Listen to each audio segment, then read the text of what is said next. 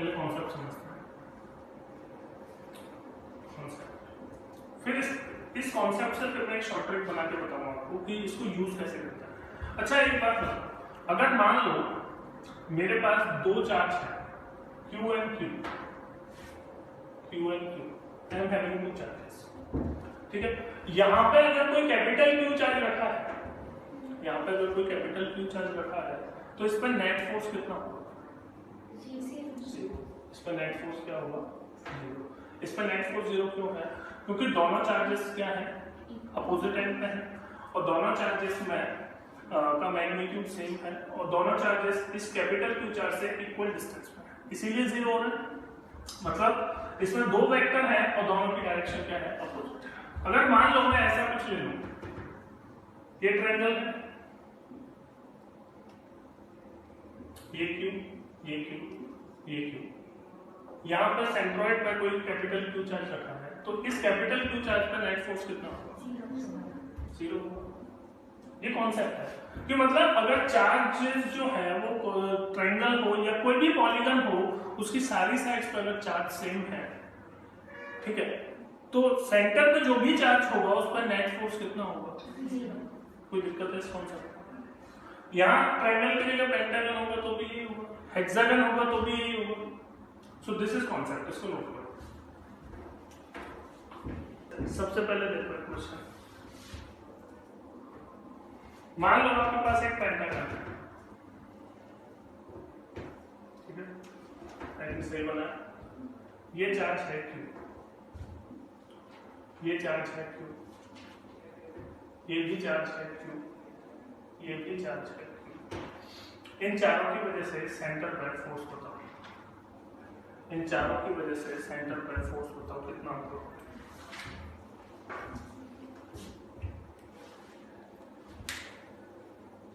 अगर 5 चार्ज होते तो पता है आपको कितना होगा? 0। 4 होंगे तो कितना होगा? बस ये बताना।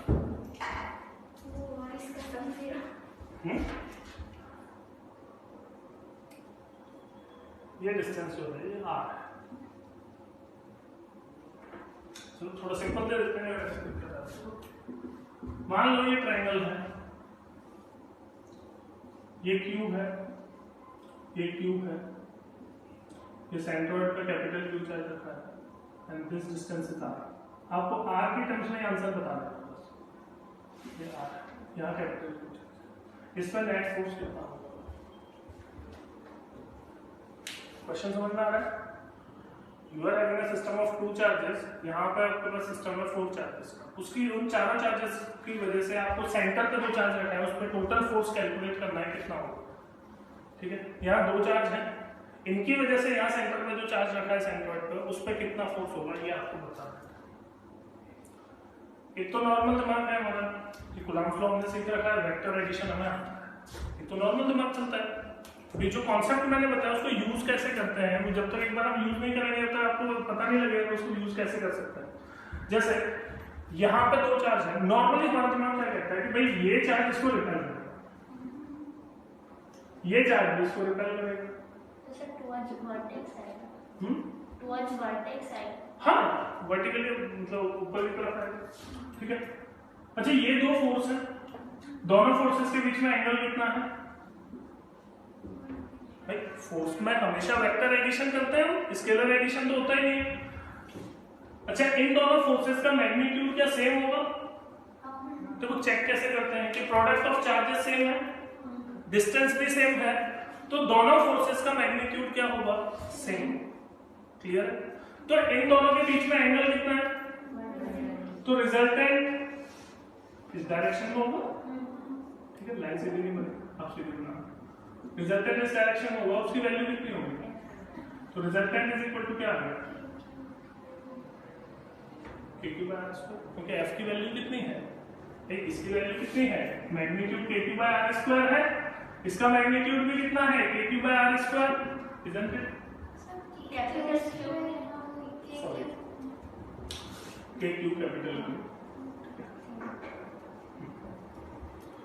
ठीक है। अच्छा और तो कोई डाउट नहीं है? सिर्फ 120। अच्छा 120 में वो भी देखो, फिर देखो ये एंगल कितना होगा, ये कितना होगा? इक्विलेटरल ट्रायंगल है, इक्विलेटरल ट्रायंगल सर यहाँ माइनस के स्मॉल क्यू बड़ा क्यू बना स्क्वायर आंसर नहीं, इसका आंसर क्या है? नहीं सर उसका बोल ये समझना है। ठीक है, ये समझना है। अब एक बात बताओ, अगर दो चार्ज का सिस्टम है जब तक तो ठीक है, हमें दो वेक्टर बनाने हैं और रिजल्टेंट का एडिशन करना है, वेक्टर एडिशन हमें आता है, नॉर्मल सी बात है। यहाँ कितने वेक्टर बनेंगे? 4। कितने वेक्टर बनेंगे? अच्छा, यहाँ वेक्टर्स के बीच में एंगल कितना था? यहाँ वेक्टर्स के बीच का एंगल कितना होगा? मतलब ये ऐसे तो होगा ना, ये ऐसे, ये ऐसे, ये ऐसे, ये ऐसे, और यहाँ होता तो ये एक और ऐसे, ऐसे होता।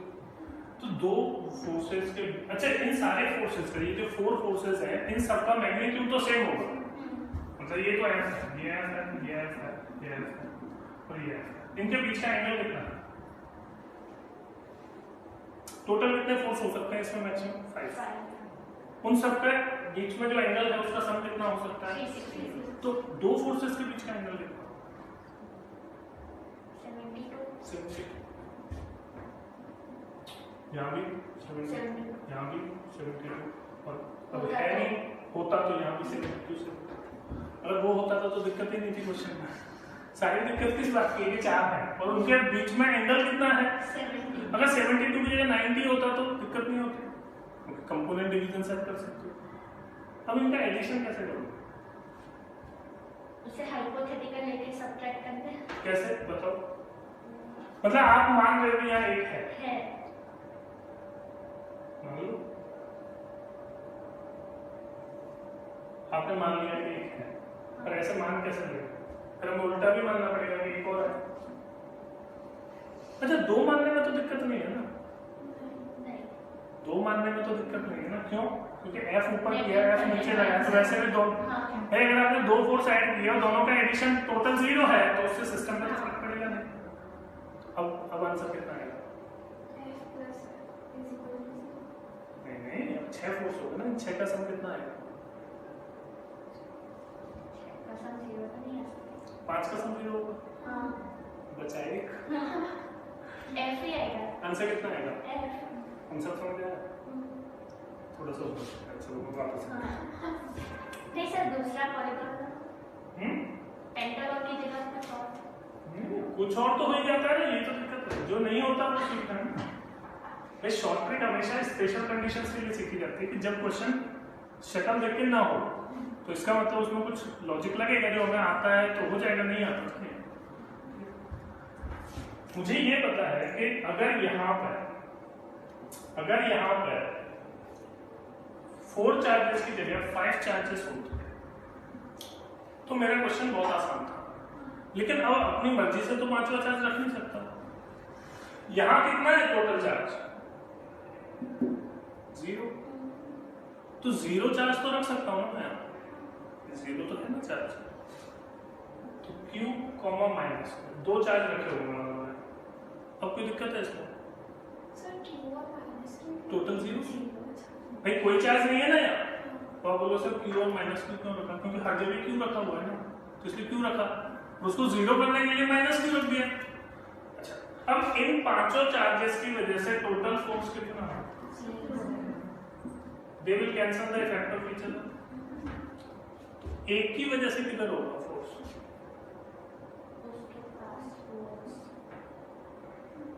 कितना होगा?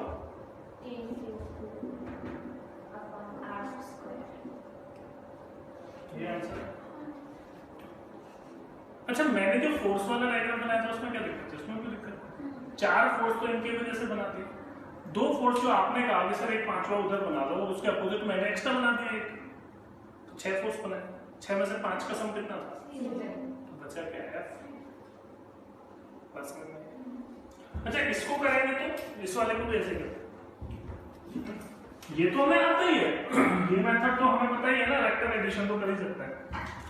अगर मान लो क्वेश्चन ट्रायंगल का है तो मैं ये नहीं बोल रहा ऐसे करो, इस कॉन्सेप्ट को यूज करो। लेकिन क्वेश्चन अगर पेंटागन का है तो इसी से ही होगा। क्योंकि इससे तो समझिए ना, 4 वेक्टर बनेंगे, सबके बीच में 72 डिग्री का एंगल है, तो 15-20 मिनट निकल जाएंगे, उसके बाद भी गारंटी नहीं आंसर आएगा। हमें ये पता है कि अगर ट्रायंगल के तीनों वर्टिसेस पर चार्ज सेम है तो सेंटर पे जो भी चार्ज रखा है उस पर नेट फोर्स 0 होता है। ये कॉन्सेप्ट है। अब यूज कैसे करेंगे कि भाई यहाँ Q माइनस Q मांगे, तो इन तीनों की वजह से टोटल कितना होगा? ये तीनों एक दूसरे के इफेक्ट को कैंसिल कर देंगे, बचेगा क्या?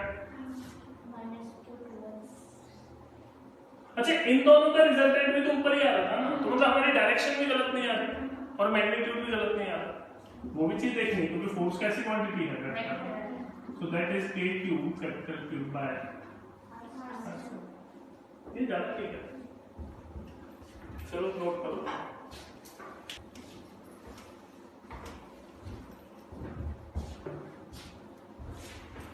नेक्स्ट क्वेश्चन, अगर मान लो मेरे पास एक स्क्वायर, यहाँ Q चार्ज है, यहाँ माइनस Q चार्ज है, यहाँ माइनस Q, यहाँ Q, और सेंटर पर रखा है कैपिटल।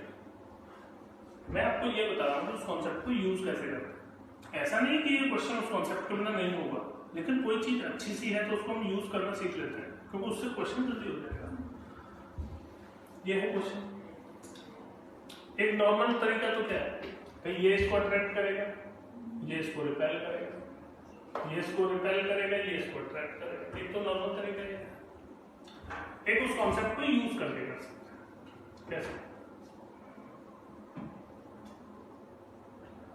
ये दोनों देखो, अब यहाँ कॉन्सेप्ट कौन सा यूज करेंगे? फर्स्ट वाला, अपोजिट चार्जेस वाला। देखो, जहां भी नंबर ऑफ चार्जेस A1 है वहां हमेशा अपोजिट वाला यूज होता है। जैसे 2 चार्ज हैं, 4 हैं, 6 हैं, तो वहां डायरेक्टली अपोजिट चार्जेस होते हैं।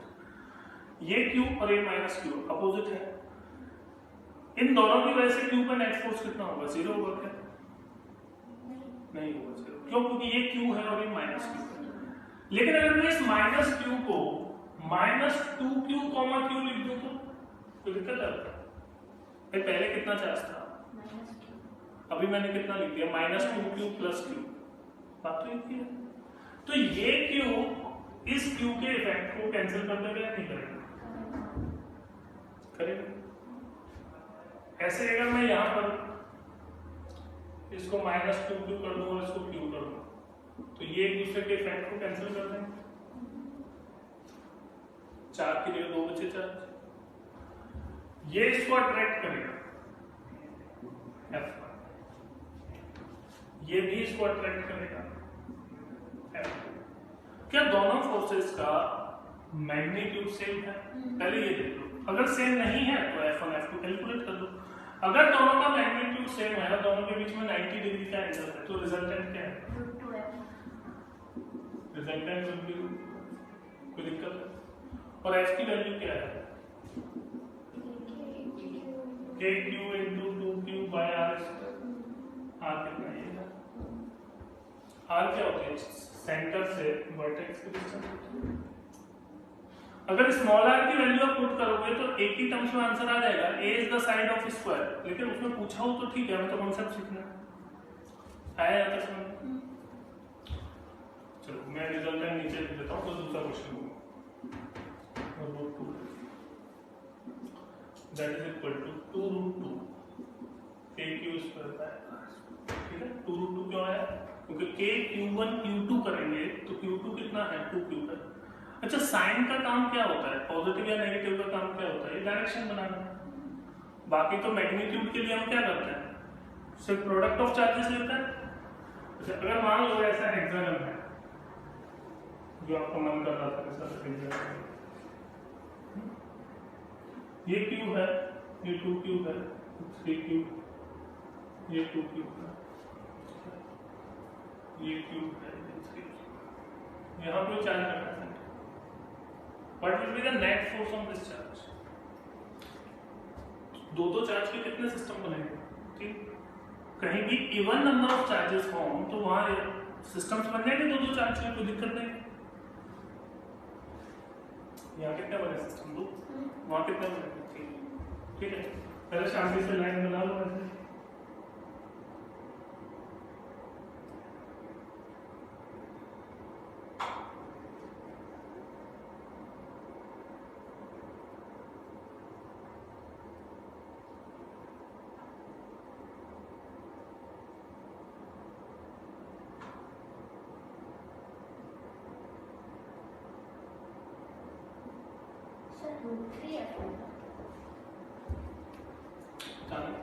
देखते हैं क्या आता है।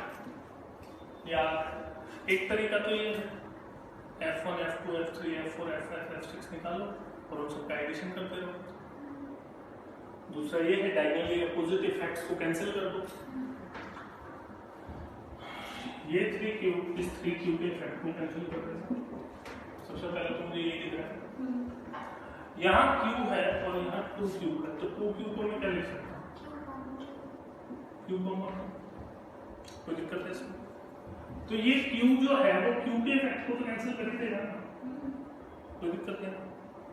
ये Q है, ये 2Q है, तो इस 2Q को भी मैं Q लिख देता हूँ। टोटल चार्ज तो है 2Q का, तो ये Q जो है वो एक Q के इफेक्ट को कैंसिल कर देगा। ठीक है, अब यहाँ कोई दिक्कत है इसमें? और कितने चार्ज बचे? 2। 6 की जगह कितने चार्ज बचे? 2। अब ये Q इस Q को क्या करेगा? रिपेल करेगा। F1। ये Q इस Q को क्या करेगा? रिपेल करेगा। दोनों फोर्सेस का मैग्नीट्यूड सेम है क्या? दोनों के बीच में एंगल कितना? तो रिजल्टेंट कहाँ आएगा? इधर आ जाए। रिजल्टेंट कितना आएगा? K Q capital Q by R square. और हेक्सागन में तो R इज इक्वल टू भी A होता है, पता है ना? ये सब सारे जो ट्रायंगल्स हैं ये इक्विलेटरल ट्रायंगल्स हैं, तो ये A है तो ये भी A होगा। K Q1 Q2 by A square. इससे सिंपल आंसर होगा चाहिए। क्वेश्चन को डायग्राम में सॉल्व कर देना है, ऐसा नहीं कि डायग्राम है उसको पहले बनाएंगे फिर उसको सॉल्व करेंगे, ऐसे तो बोर्ड में करेंगे, लेकिन नीट में तो आपको एक ही मिनट मिलेगा ना, तो उसको वही सॉल्व करना है। नोट करो उसको। अब कॉन्सेप्ट जो है ये किसका कॉन्सेप्ट है? ये कॉन्सेप्ट है कूलम्ब्स लॉ का, जो कि सिलेबस में है। ये कॉन्सेप्ट है वेक्टर एडिशन का, जो सिलेबस में है। जिसको मैं बोल रहा हूँ ये शॉर्ट ट्रिक है, एक्चुअल में वो कॉन्सेप्ट है जिसको हम बहुत अच्छे से डिस्कस कर रहे हैं, जस्ट बिकॉज कि वो ज्यादा यूज होता है, तो उसको हम एक शॉर्ट ट्रिक का नाम दे सकते हैं। बाकी तो और क्या होती है शॉर्ट ट्रिक? यही होती है। नोट करो।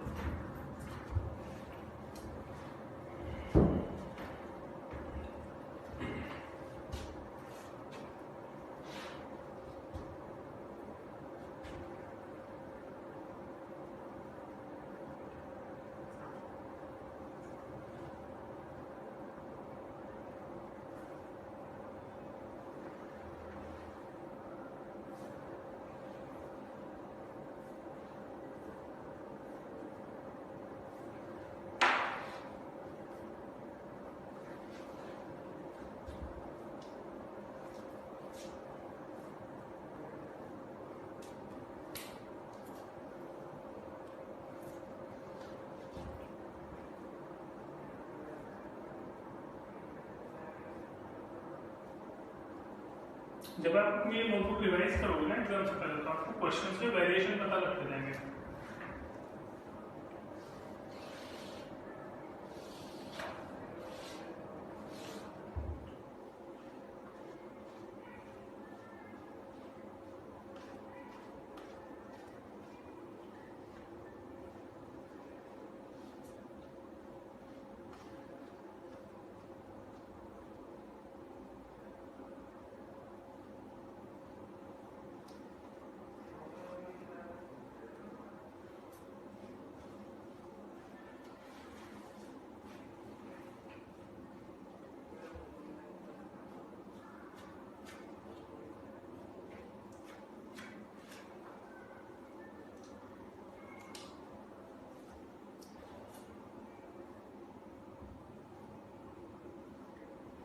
बेटा डायग्राम्स हैं थोड़े बड़े बनाओ। बाद में है ना, फिर छोटे छोटे समझ में नहीं आएंगे। अगला डायग्राम बनाओ, थोड़ा सा बड़ा बनाओ, मतलब इतनी जगह बचाने की जरूरत नहीं है हमको। पता लगा बाद में ढूंढ रहा मिल ही नहीं रहा, चार्ज कहाँ रहा है ना।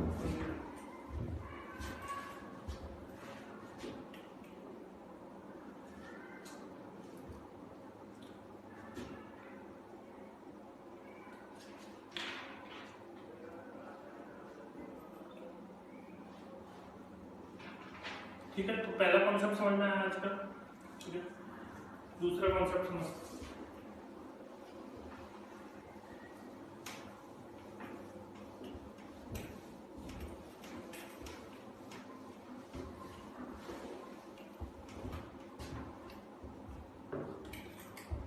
अच्छा ये बताओ पहले कॉन्सेप्ट,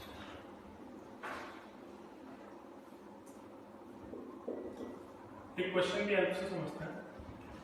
क्या अगर मान लो हमारे पास 2 चार्ज पार्टिकल सिस्टम है, Q एंड Q। ठीक है, यहाँ इसके सेंटर पर कोई एक्सिस है, ऐसे तो इसको बनाना कैसे, ऐसे बनेगा। इन दोनों चार्जेस की डिस्टेंस जो है वो इसके सेंटर से, मतलब इस एक्सिस से क्या है, इक्वल है। क्या है, इक्वल है। तो ये डिस्टेंस x है, ये डिस्टेंस क्या है, x। यहाँ कोई चार्ज रखा है कैपिटल Q, यहाँ कोई चार्ज रखा है कैपिटल Q। तो इस पे जो फोर्स होगा वो किस डायरेक्शन में होगा, इस Q चार्ज पे जो रिजल्टेंट फोर्स होगा वो किस डायरेक्शन में होगा, डाउनवर्ड या अपवर्ड, अपवर्ड होगा। देखो कैसे, ये फोर्स है, ये F है, मैग्नीट्यूड K Q, और ये R ले लो, K capital Q small q by R square. अच्छा ये फोर्स दूसरा इधर होगा,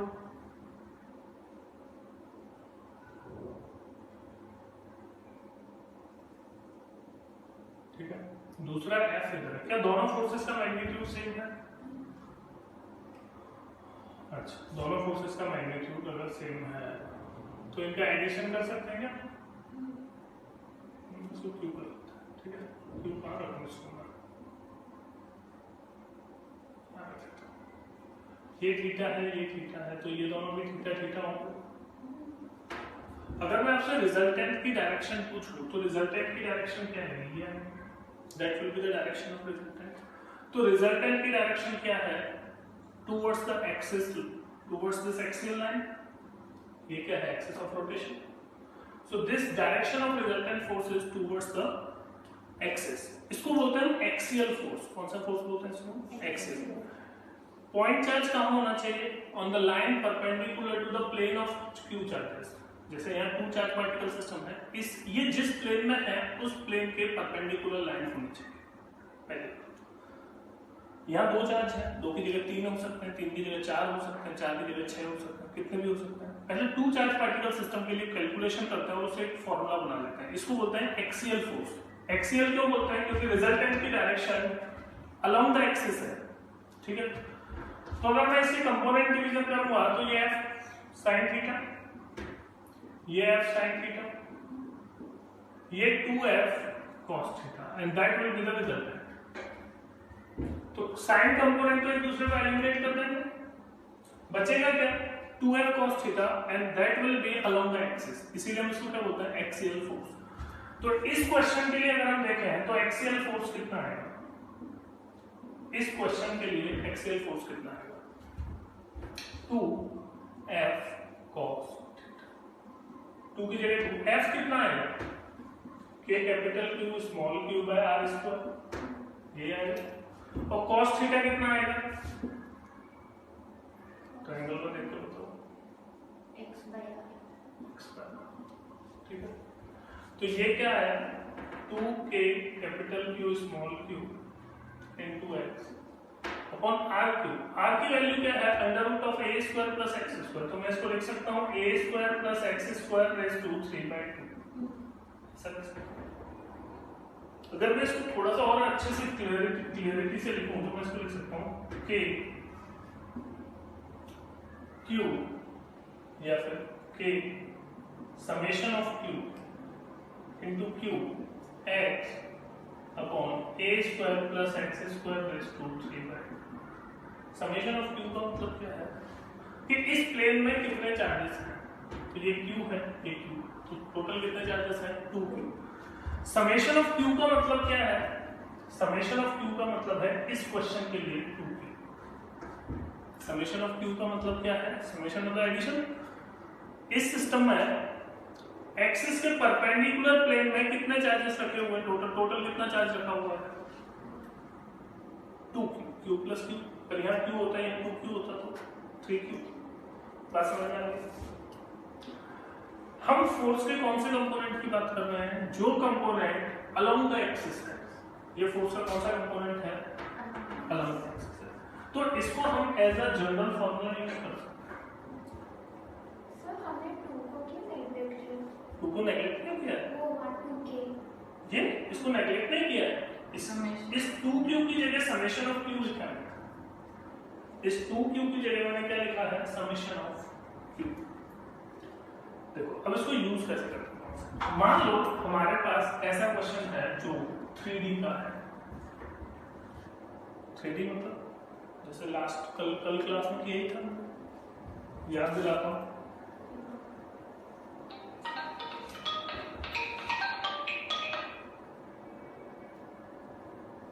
ठीक है, तो कल हमने किया ही था, कौन सा क्वेश्चन था, यहां Q चार्ज था, यहां Q चार्ज था, यहां Q चार्ज था, यहां भी Q चार्ज था, ये कुछ ऐसे कनेक्टेड था, याद आया कुछ? ठीक है, ये √2a था, ये √2a क्यों गिवन था, जिससे आप ये निकाल सको कि जो सिस्टम ऑफ 4 चार्जेस है उनकी पोजीशन कहां है। ठीक है, जेई में आया वो क्वेश्चन √2a, ये √2a है, तो हमें ये पता लग गया कि ये डिस्टेंस a है, ये भी a है, ये भी a है और ये भी a है। बस इसका इतना ही काम है ना, और कोई काम नहीं। जो फिफ्थ चार्ज था that was on the axis line. Axis line कौन सी होती है, जो कि इस प्लेन के perpendicular, that is z axis. यहां एक चार्ज था Q जो कि यहां से a डिस्टेंस पर था। अगर मैं देखूं तो ये कुछ ऐसी सिचुएशन बनती है। ये जो z एक्सिस है वो ऐसे है, ठीक है, z एक्सिस जो है वो ऐसे ही z एक्सिस। यहां पॉइंट चार्ज Q रखा हुआ था, तो ये फोर्स ऐसे लगाएगा, ये इसको ऐसे रिपेल करेगा, ये इसको ऐसे रिपेल करेगा, और नीचे वाले इसको ऐसे। टोटल 4 वेक्टर आएंगे 3D में, और वो पेज भरा हो, पेज भर के हमने किया था पूरा वेक्टर फॉर्म। अगर मुझे इस कॉन्सेप्ट का आइडिया है, जो कि कॉन्सेप्ट मैंने सिर्फ किससे सीखा है, छोटे से क्वेश्चन से सीखा है। ये जो एक्सिस है, ये axis perpendicular to the plane of charge system है। टोटल चार्जेस कितने हैं 4, तो समेशन ऑफ Q क्या आ जाएगा 4Q आ जाएगा। अच्छा, A क्या होती है, distance of each charge from the axis. तो एक्सिस से क्या सारे चार्ज पॉइंट चार्जेस की डिस्टेंस सेम है, सबकी सेम है। मतलब कंडीशन, इस क्वेश्चन वाली कंडीशन जो है, एक्सियल फोर्स वाली कंडीशन जो है वो सेटिस्फाई हो रही है। और x की वैल्यू क्या है, x की वैल्यू क्या है, x इज इक्वल टू, तो क्या मैं इसका आंसर डायरेक्ट लिख सकता हूँ? कैसे लिखेंगे इस फॉर्मूला को? f(x) is equal to 4k q x की जगह upon a square plus a square is two. कोई दिक्कत? क्या मैं इसकी डायरेक्शन लिख सकता हूँ? क्या मैं इसकी फोर्स की डायरेक्शन लिख सकता हूँ? फोर्स की डायरेक्शन क्या होती है, अलोंग द एक्सिस। तो अगर ये मेरा एक्सिस है इस सिस्टम ऑफ 4 चार्जेस के लिए, तो अलोंग द एक्सिस का मतलब क्या है, ठीक है। अलोंग द एक्सिस का मतलब इस क्वेश्चन में क्या है, ठीक है। तो जो लास्ट क्लास में मैंने क्वेश्चन सॉल्व किया था उसमें डायरेक्शन क्या थी, वाह आंसर आ गया, बताइए।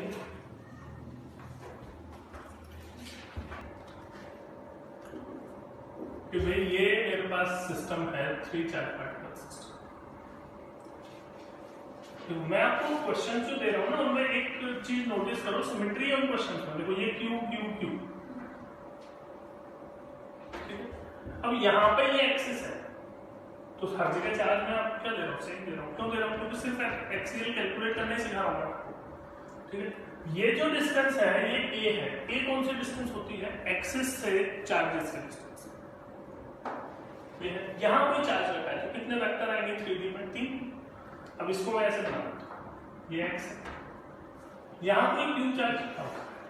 अगर मैं आपसे पूछूं कि what will be the magnitude and direction of axial force, तो एक्सियल है मतलब फोर्स रिजल्टेंट ऊपर ही है। ऊपर का मतलब along perpendicular to plane outward, ठीक है। अब अगर इसका मुझे मैग्नीट्यूड लिखना है तो बताओ कितना लिखूंगा? कितना आएगा? 3k Q capital Q into x on a square plus x square raise to 3। बस आंसर आ गया। कंडीशनल क्वेश्चंस है, मतलब जिनकी शक्ल मैच होती है ना उन सबको एक तरीके से करना सीख रहे हैं। बाकी एडिशन करके तो हमें आता ही है ना कैसे करना है, तो वेक्टर फॉर्म भी आती है, स्केलर फॉर्म भी आती है, कोई दिक्कत नहीं। इसको सॉल्व करके क्या आ रहा है? अच्छा सॉल्व नहीं किया इसको, क्या है इसको सॉल्व करना?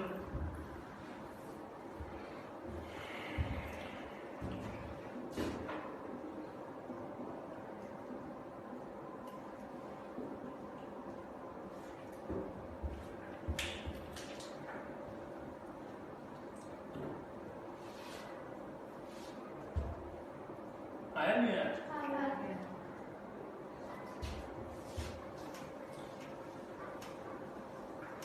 चलो लास्ट क्वेश्चन।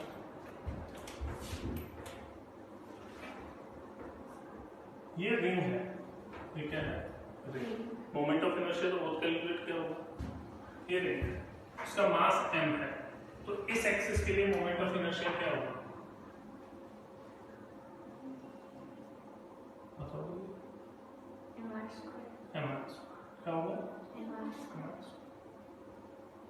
ये एक्सिस ऑफ रोटेशन है, मैं इसी एक्सिस की बात कर रहा हूँ कि इस एक्सिस के अलावा कितना फोर्स हो, ठीक है।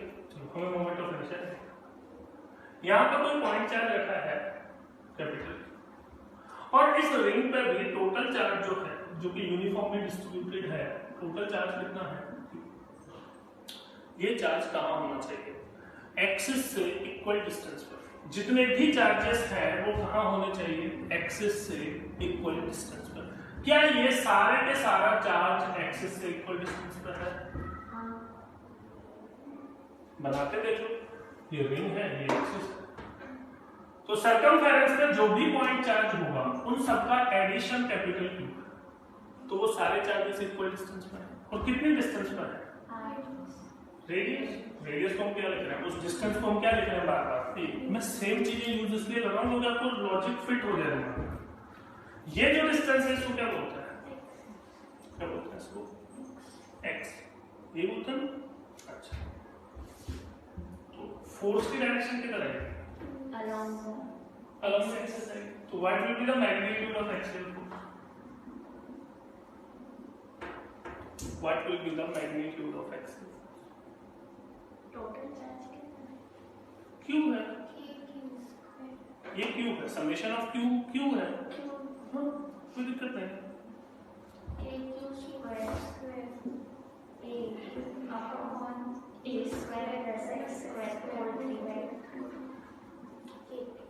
KQ square into x. अच्छा x अगर मैं 0 करूंगा तो इसका मतलब क्या है?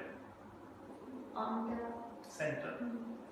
अगर मैं सेंटर पर रख दूंगा इस क्यू चार्ज को तो नेट फोर्स कितना है? 0। कितना है? 0। वो क्वेश्चन नोट कर लिया? हाँ। जेई में आया हुआ एक क्वेश्चन करता है जो इसी फॉर्मूले को बेस्ड आया था। क्वेश्चन क्या है? ये रिंग है, इसमें क्यू,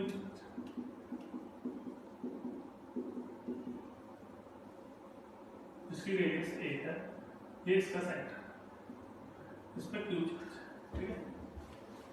तो क्वेश्चन ये था कि मान लो यहाँ कोई पॉइंट है जिस पे 1 कूलम चार्ज रखा, तो इस पे कुछ तो फोर्स लगेगा, लगेगा नहीं लगेगा? तो किस डायरेक्शन में लगेगा? Along the axis. इस पॉइंट की डिस्टेंस a है, इस पॉइंट की डिस्टेंस कितनी है? a।